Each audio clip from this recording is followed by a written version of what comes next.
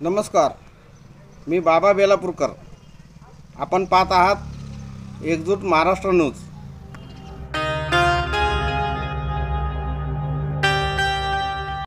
अहिल्यानगर जिल्ह्यातील पाथर्डी तालुक्यातील निवडुंगे शिवारात मंगळवार दिनांक 14 ऑक्टोबर 2025च्या पहाटे झालेल्या भीषण अपघातात सासरे व सुनेचा जागीच मृत्यू झाला असून 2 लहान मुली गंभीर झाल्या आहेत.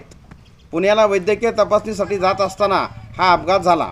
अज्ञात वाहनाने दिलेल्या जबर धडकेत कार शेतात पलटी झाली, त्यामुळे हा अपघात झाला. या घटनेमुळे परिसरात हळहळ व्यक्त होत आहे. अपघातात आसाराम लक्ष्मण निकालजे वय वर्ष 70 आणि त्यांची सून किरण बाळासाहेब निकालजे वय वर्ष 38 राहणार ठाकूर पिंपळगाव तालुका शेवगाव या दोघांचा जागीच मृत्यू झाला आहे.